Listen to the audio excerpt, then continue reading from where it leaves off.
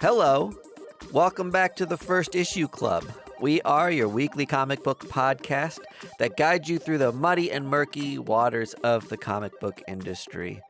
Not just that, more specifically, we talk about first issues, as the name of our podcast insinuates, each week covering a couple new books so we can be your accessible reading club and keep you in the know about what's hot to trot in comic books. Today we're going to talk about a couple fun ones, Rogue Planet from Oni and Disaster Inc. from Aftershock. Can't wait to get to those with me today. As always, is the Budget King. Oh, yeah. Hey, man. Hey, good to see you, Mike D. Good to see you, too, virtually. We don't have Greg and we don't have Caitlin. What a shame. It is a shame. The two people who bring the most pizzazz in life to our podcast, wouldn't you say? Yep, the most joy, the most glass half full perspective, the most religion.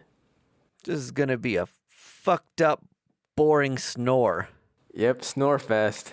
Turn off your app now. Spoiler alert. Put us on to go to sleep. It's great to have you here. It's great to talk about comics. Hey, indeed. So before we get into the books that we wanted to talk about, normally we discuss some news hits. And this week, hey, it ain't any different than any other week. It's a lot different than any other week. It feels like the fucking world is ending. Yes, you're right. It's the worst fucking week, and maybe one of the darkest in American history. Especially our lifetime, at least. Our lifetime, certainly. You know what I was thinking the other day? All the time, our parents' generation talks about, like, once-in-a-lifetime sort of events. And even the news says this is a once-in-a-lifetime sort of thing that you're going to remember forever. I feel like my lifetime has had 30 once-in-a-lifetime events already. Do you think it's all relative to everybody? We're on pace for a pretty shitty generation if that's like a once-in-a-lifetime thing for everyone else. I remember, I don't remember what late night show it was, but they were like, in 2016, when it became 2017, they did this whole riff about how 2016 was the worst year ever. And it was because, like, Prince had died? Yeah, Prince had died and Trump had got elected president, and they, like, blew it up with, like, a fake TNT thing. Yeah. It was like, on record, 2020, like, how could you be worse than 2020 now? I mean, I don't even think we're halfway through, if at all, close to that or whatever. No. And so, like, this is... Your math is right. Yes, okay, thank you. This has got to be, like, the worst year ever. I mean, I guess the Great Depression, like, when people are jumping out of buildings, like, on whatever that was, like, that day when the stock market crashed, like, that's probably pretty bad. But this is going to give them a run for their money. 2020 will go in the history books as worst year ever. Worst year, especially with the caveat that it's... America isn't in a major war. There we go. Yep, that's great. Yeah. Warless worst year ever. And specifically America's worst year. This is great. If this were like a kind of a history podcast, we would be rolling right now. We'd be getting it. People would be like, "Oh yeah, you said some historical facts there." So we're counting them down for you today. The top 10 worst years in American history. That's right. Darkest times to get you through your work week.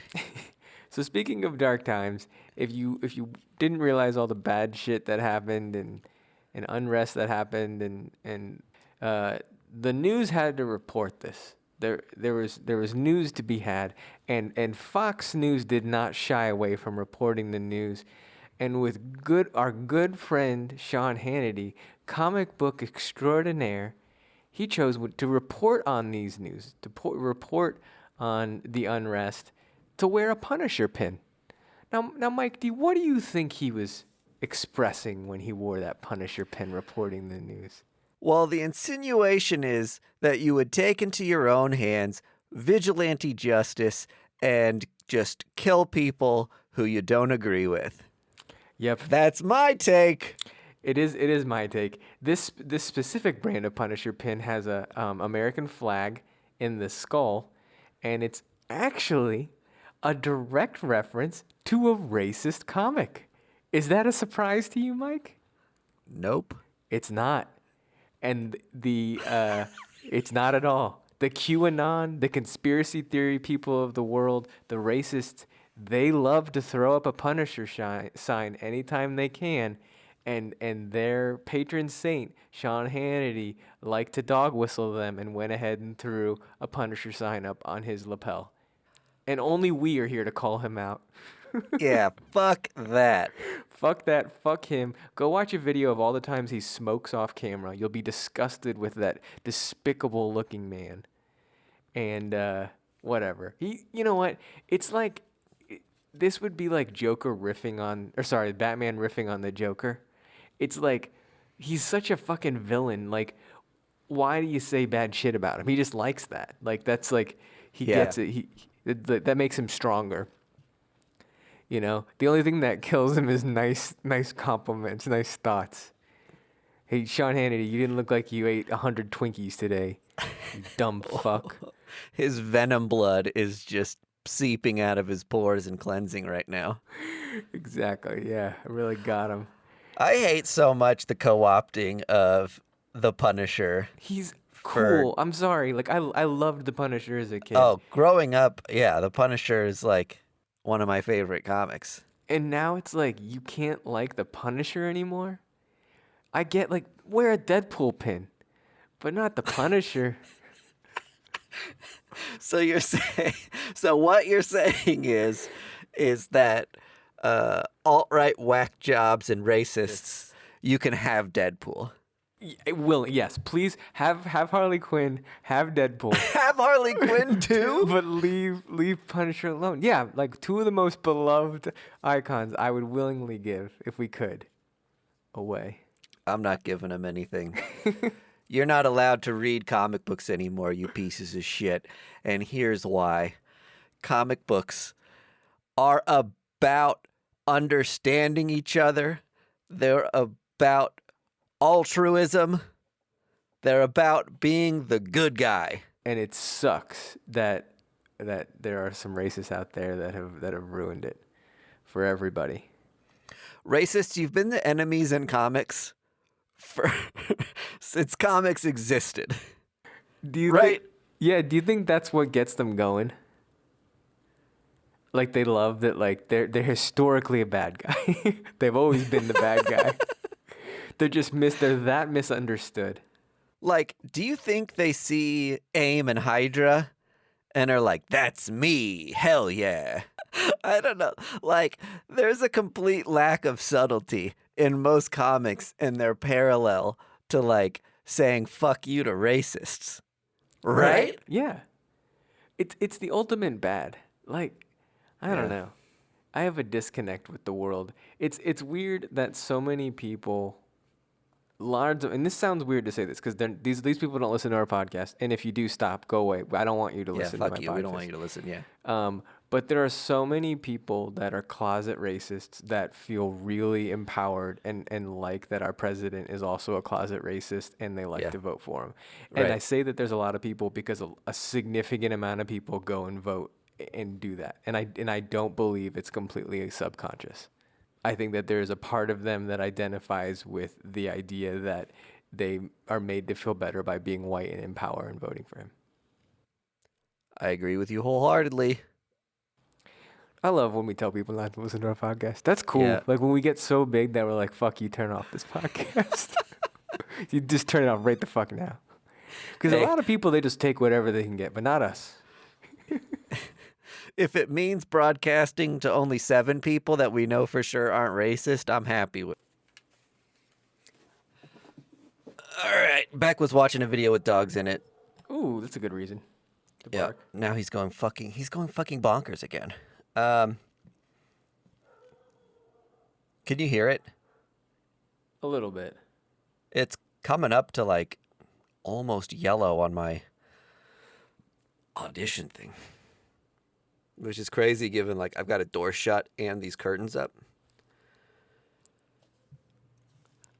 I'm not picking it up, but your mic matters, so.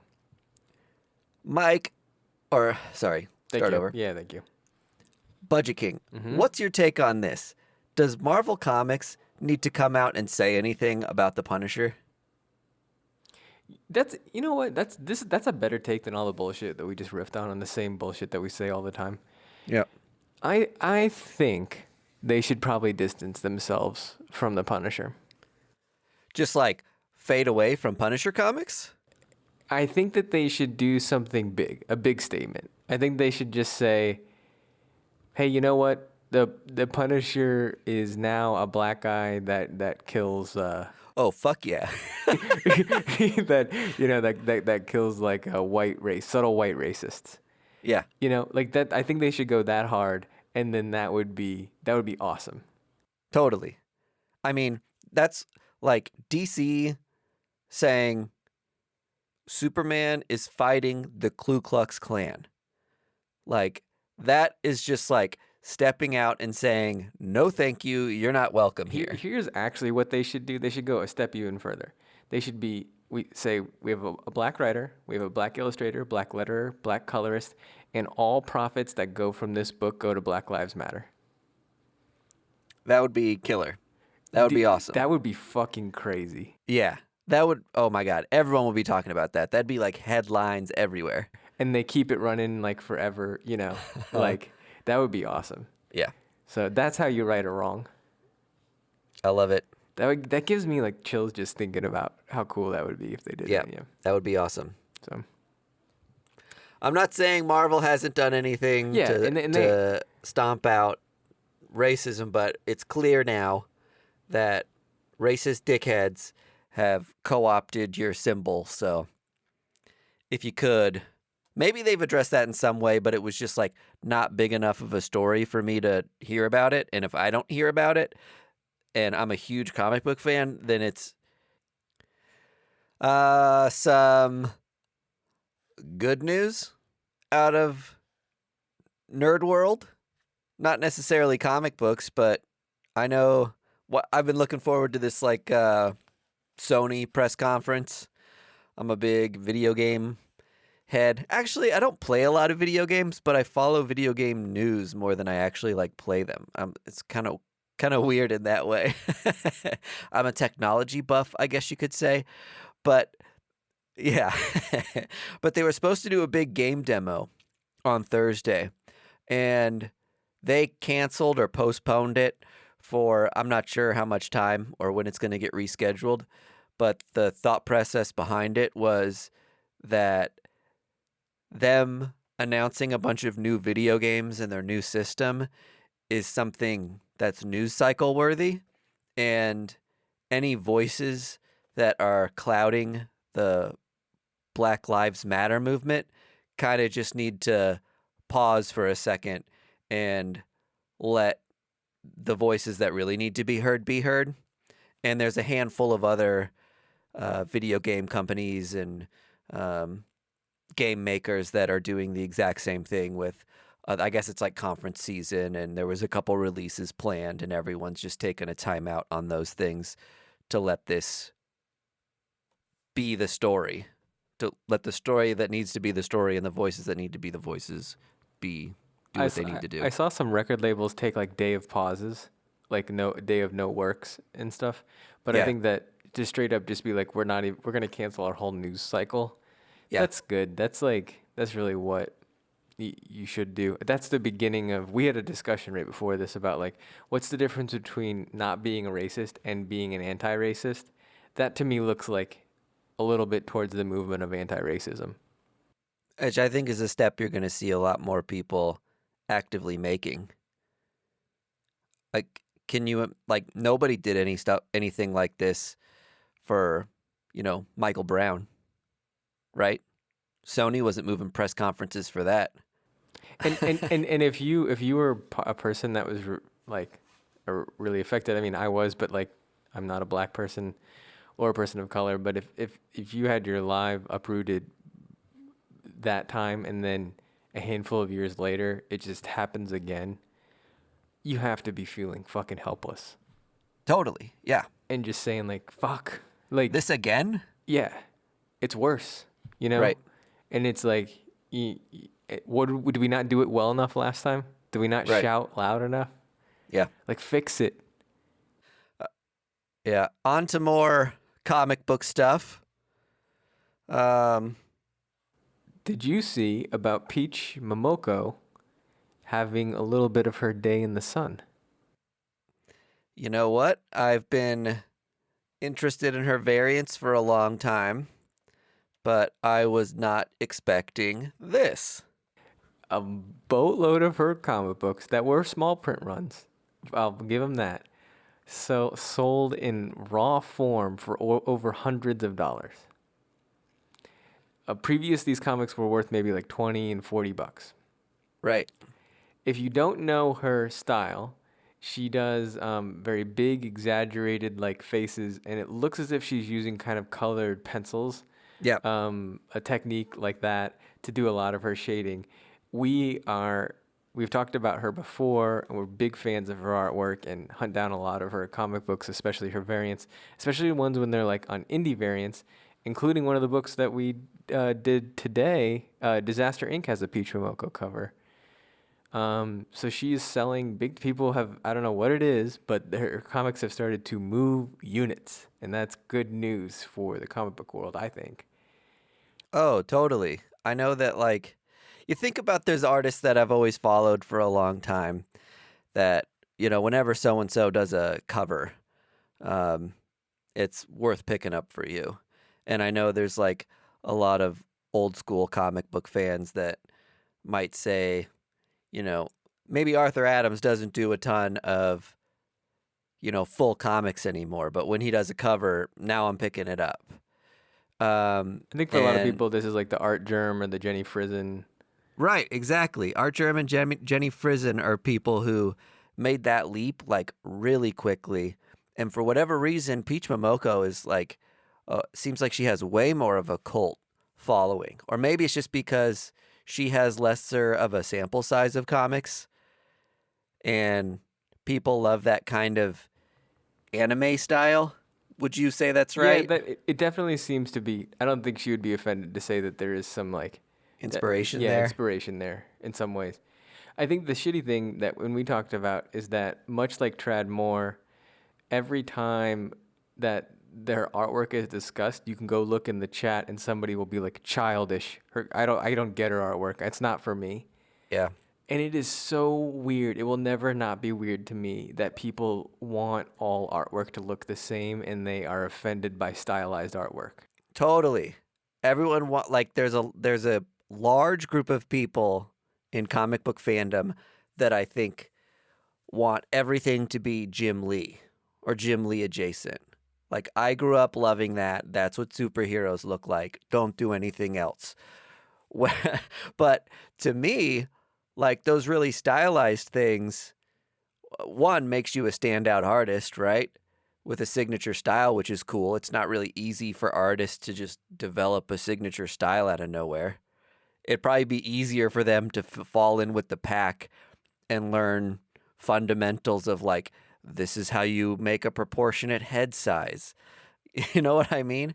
Like, I like my comic books that aren't by the numbers, and it makes the whole like decade of comics have a more unique feel and vibe to them when you've got these stylized creators. It is such a weird like empirical view of art and like this like idea of the human form being like the thing you master how to draw and like replicate, and that's art, as if art was some type of like sport that like you could just like get better at by like doing more of, which sure, I guess that is true in some ways. The more you draw, you're going to be better. But like, if you have that, what I value is that twinge of creativity that you like to take risks and push limits. To me, that's like what I want to see in comic books every time. Yeah, it's not fun for me to just agree with you, but I fucking 100% agree with that take. Tell me, I'm a metaphor guy, so let me tell you if this metaphor holds up. It's like the guy that's like, oh, you only can lift weights if you want to work out, cause lifting weights is the only way you're gonna get healthy. I know this guy. All right, I'm in so far. And then some other guys are like, but I like to run, I like to swim, I like to rock climb, I like to ride my bike. This guy's, no, you can do that, okay, if you want, but you gotta lift weights if you're gonna get anywhere. The most efficient, no fun. The most efficient way. Forget preferences. Yes, no music, and you need to be drilling a hole in your head while you do it. You need to be in pain and suffer. You can think of your dead parents while you lift weights. What is the voice we're doing? It's a lift weights guy, I think. Lifting weights guy. Who's angry. I overpronunciate words. He definitely lives somewhere on the East Coast. I'm not sure where. Yeah, East Coast meathead. Yeah. We can say that because we're from the East Coast. Yep, we are. Yeah. Just two boys in the Atlantic Ocean. Did that do it for the news? All right, let's get the podcast started. That was it? I guess. Yeah, You need more wind up? I can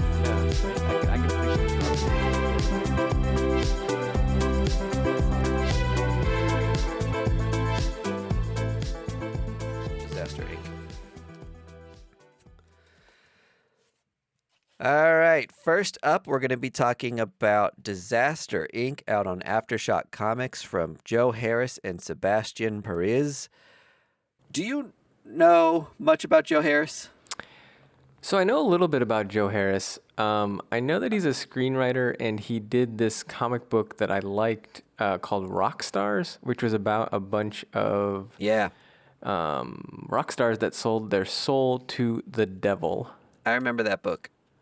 And he did a book that I liked a lot called Great Pacific, which was a fun image book as well. Oh, well, since you're his stalker, would you like to give the synopsis of this new one that he wrote? Yeah, I'd love to talk about this comic book. This is a travel agency that will take you to the destination that could be bad for you, and they named themselves Disaster Inc. because of it. You gotta be secret, you gotta be vetted to go with them to some of the craziest places on Earth. And the place that they're going is Fukushima, which was the place of like a big nuclear fallout, kind of like that place in Russia that they did Chernobyl. Worse than Chernobyl. Worse than Chernobyl. And there's yeah, Which, I mean that was Fukushima was only like 10 years ago. Isn't that wild? It feels like it was way longer ago. Yeah, I looked it up because I was like. I was like a kid when that happened, right? And I was like, no, I was a full adult. Shit, that's crazy. Yeah. Yeah. And that's like, that story alone wouldn't carry the comic book. So there's more that happens in the comic book, but that is the majority of this story is that. It's a travel agency that takes you to different places. And this comic book, I think, is going to completely take place in Fukushima. I think so too. It seems to be the core, I don't know if you'd call it a villain, monster, spirit, ghost. So that's the part I didn't mention, is that a samurai ghost chops your head off if you hang out there too long, more or less, is what we found out. Right. Which, I don't know if you're like disrespecting the area by hanging out there. All right. That seems correct. Which, can you disrespect an area that's had like nuclear fallout? Is that like a sacred zone? A lot of people died there who did not want to die. I think it's like kind of like, the shores of D-Day or whatever. Yeah. So you gotta be reverent. You gotta show respect. Don't go there for fun. Yeah, it is. I mean, you can agree that it's irreverent to go there on like a fucking adventure. Yeah. Totally. So I get it. Yeah, the ghost wants to kick you off and have you not be there, so they chop off your head. It's interesting that they mashed up two cool stories, I guess. Samurai ghost story with like a travel agency to the worst places on Earth. Yeah. I kind of like rabbit holed some of the Fukushima stuff. Oh, good. I want to hear this. On the internet, and they use this phrase in the comic book, and I was like, this sounds like too real to maybe not be a made up thing. But they call the guys who went in to clean up the what do you call it, the Fallout or the meltdown or fallout, nuclear samurai, or yeah, like nuclear ninjas, something like that. and the book talks about how that it was the older people that volunteered to do the cleanup because they were kind of just being like, my life is less valuable than younger people, which that's Right. fucking dope concept. Totally. So initially, the companies there had hired like anyone willing to take a job to go into the site and clean up, right? But you're getting like colossal amounts of radioactivity on these grounds. And, you know, these people had like just started families, or like obviously the whole town and area has just been obliterated. So everyone needs a job, right? So if you were lucky enough to survive this thing, you're just going to get poisoned by the fallout because you're in a tough spot with money and you're going to get sent back in. So the community like made a point to say, hey, you know, young families and people who survive this thing shouldn't be going back in and getting close to the meltdown. So I thought that was such a cool concept that there were these like warriors of legend that gave their lives to clean up this. Is Nuclear Samurai? Wait, that what you said? I think it's Nuclear Samurai. You're making me love this comic book. Whereas before, I think I was on the fence about it because one of the hard concepts I have about this comic book is there is no likable character. There's nobody to even really follow as a main character. It is all about the story. That's a thing that happens a lot with stories that introduce a lot of people in the first issue, is that you just don't feel a connection towards anybody. One of the interesting things is I wrote about Rogue Planet, which is the next book we're covering. One of the questions I had for you was, did you connect with any of the characters? One of the questions I would ask you about Rogue Planet is name one character. I cannot. Whereas in this comic, I can name two characters. Yeah, that's a good point. So Amarina is, I think, the main character. We have like narration from her, which is inner monologue. This is a horror comic book. I love a good horror comic book. Are you a fan of horror in comics, Mike? No, and we've talked about this a little bit before, that I think it's really hard to be genuinely scary in a comic book. And I think 80% of comics that try to be scary are really bad at it. This was not scary at all. I will say that. No. In no way was this scary. So horror, it is not, but horror in genre, it might be. Like, it is not horrifying. Sure. I think I'm loving where the narrative is going, and the scenario that's been placed in front of us is really interesting, and I'm fine with it from that angle. If it has like a monster ghost sort of theme in it, that's going to end in some sort of like final destination, everyone gets hunted down one by one sort of horror movie way, I could also be down with that. They set this comic up that like most of the crew on the trip aren't people you'd want to have a beer with. Right. So I mean, I'm saying so, like there's a lot of tropes here, and it seems like the classic like only one of these people is not going to die. right. Who's the most redeemable of the shitty crew that's not going to fall victim to like the terror? Yeah, and it seemed maybe is our narrator who is living to tell the story. Yeah, seems like it. Yeah. So anyway, Disaster Inc. on Aftershock. It's nice to have a good Aftershock book. So this is fun.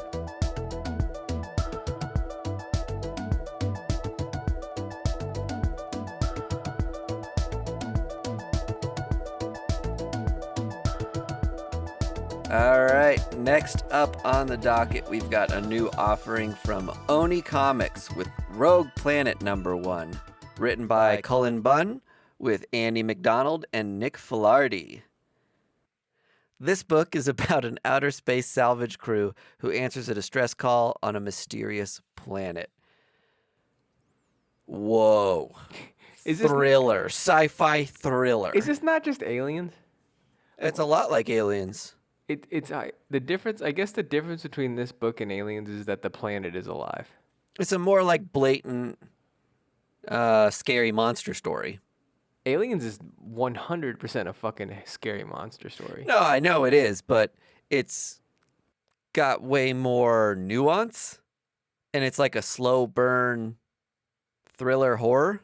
Yes, the beginning of this, like the little setup to what this comic book is Yeah.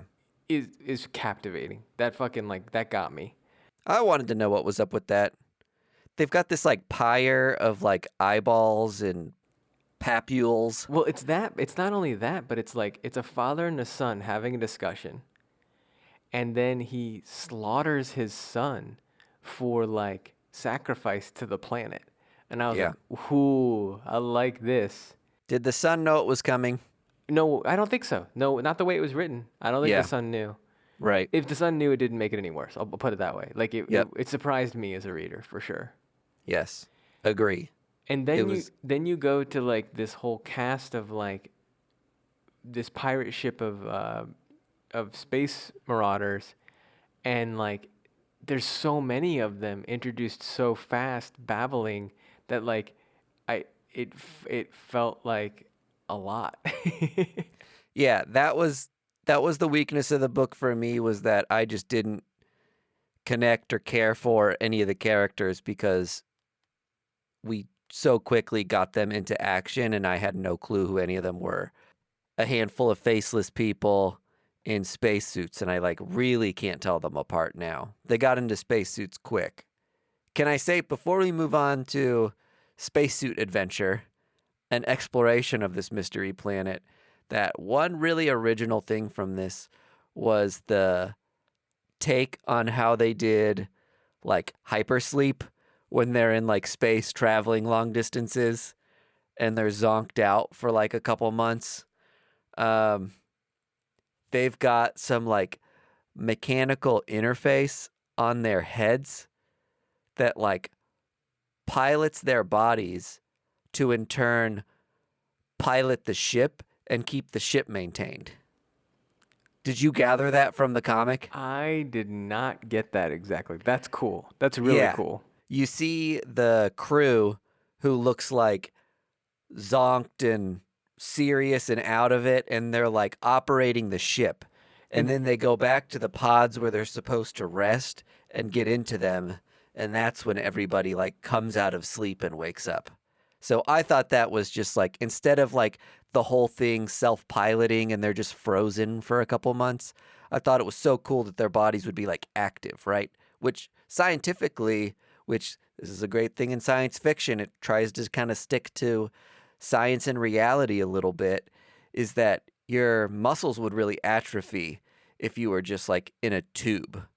So the fact that this thing moves you around makes a lot of sense. It's really smart. Yeah. Yeah. I mean, I think the only bad thing about this comic book was it just needed like 30 more pages of like character discovery. Yes. And and guaranteed you're gonna get that in the next book, you know, Right. 2, 3, 4. This is a book that's like Cullen's gonna like let happen a little bit, you know. So as a first read, this comic book is a little bit stiff and Yeah. needs a little bit of loosening up, but it reads like it's gonna go somewhere. Your advice is to stick with it, I think so. I mean, because we know Cullen Bunn's a great writer. one, we know Cullen Bunn's a great writer. Two, I love Oni Press. Yeah. He's done books. He did a book on Oni Press before, and they know how to publish books. I think that they do it well. And so I'm a big fan of that, I guess. So I think that I'm gonna stick with it. I like instant ordered this book off of Midtown when I saw Cullen was on an Oni Press book, because sometimes our shop doesn't pick up Oni Press. Right. So yeah, I mean, but I think that if you read this and you just like straight up number one on a heap of pile of number ones, for me, my takeaway was I really the first 4 pages rocked me. and I got an unsurprising ending with the crew that I hadn't really connected with that many people. And I don't like saying negative things about Cullen Bunn, so that's the extent of that I'm gonna diss this book. But I think that it has something for it coming afterwards, and I'm stuck on it now. So we'll see. The artwork reminded me of Kyle Straham's Spread a little bit, Yeah, with just like sure. how gory and graphic and like blood splattery it Yep. is, but also like the organs are anthropomorphic in some ways. And like that's a huge compliment because that is one of the best artistic comic books I've ever laid eyes on. Oh, especially if you like bloody, gory stuff. Yeah, check out Spread. So yeah, so that has this. The gore here is the X factor for me. In Rogue Planet, it's like 0 to 100 both times you really encounter Yeah, violence. and I like that. That is a good first issue move. Yeah. Why don't I compare it to something that I did like that did this, which was Drive. Ooh, my favorite movie. Is it your favorite movie? Yes, I know that's very broy of me. I, for the most part, I'm not enchanted by that movie by any means, but I thought the pacing of it to like bring you so down to earth and then throw you into such a crazy fucking violent scene made it seem like that much more real. To have these like little mundane conversations and a lot of pauses that were just like a real life awkward, like we're hanging out and I don't know what to say and we're sitting in silence, to just going balls to the wall. So that's that director's like kind of signature. Is it? Nicholas Wingding Refn? Wingding? Yeah, isn't that weird? His fucking middle name is Wingding. I assume he gave it to himself.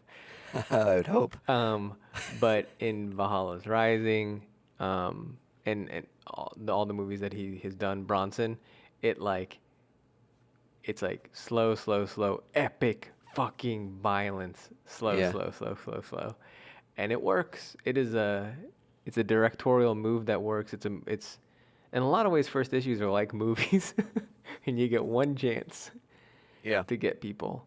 So yeah, this comic book had a lot going for it, and I think that it is worth it to me to stay with it. This is one of those rare things where if this wasn't Cullen Bunn, I would likely, it just would have kind of faded for me. But I'm like, he's a good enough writer, a great writer in the horror realm of his type of stuff that he knows. That I want to see where he goes with this. I haven't read a ton of sci-fi that he's done, so I kind of want to, as a fan of Cullen, I'm going to let this breathe and see where it goes. It's a good call. Interesting. When we interviewed Cullen, he was telling us that like with all of his indie pubs that he does stuff with, because he does stuff with almost every publisher. Yes. He has like a little notebook of just like one-off ideas. Right. And he's like, take your pick, like whichever one you want. So Yeah. I'm like curious, like what he had written for this one, where it was like living planet, space pirates discover. Yeah. Or something, and then Oni was like, yeah, I want that one. You know, like. Yeah, that sounds cool. Yeah, and it does. It does sound cool. So, and for the most part, it was cool. It makes me wonder if there's things in that notepad that he's written down that he feels more or less passionate about. I think he is a content machine. Right. He writes so many things that, do you spend so much of your creative time creating depth and building characters in one narrative, and then in another one of your comic books, it's dull to write the same thing over and over again. So this one, you throw a bunch of characters at us and tell a different type of story, and maybe it reads better as a graphic novel. Well, I don't know. I mean, we did some spec on Kieran Gillen on one of these last episodes, and then he actually fucking listened to our episode and tweeted us an answer back. Yeah. So I don't want to get too much in the psyche of Cullen on this one. But I do think that in The Sixth Gun, which is my favorite book by him, he wrote a very long, over many years epic. So he has that in him. Yes. To do that. And then I think he also is like, I got a bunch of maxis like in me as well, and I play I have no favorite children. I will do them both equally, and that's kind of what makes him one of the better writers. Yep, agree. Love you, Cully Bunny. Cully. Ugh, a terrible nickname. Sorry, I just tried one on the fly, and that's what came out of my mouth. Yeah, he probably doesn't. He's probably so sick of being called Colin. Oh, totally. Any version of Cullen that's not just Cullen, he's like, you're gonna fucking get my name right. It is Cullen. Yeah. That's all I got. Cool. Budget King signing off. And Mike D signing off. This has been First Issue Club. Bye.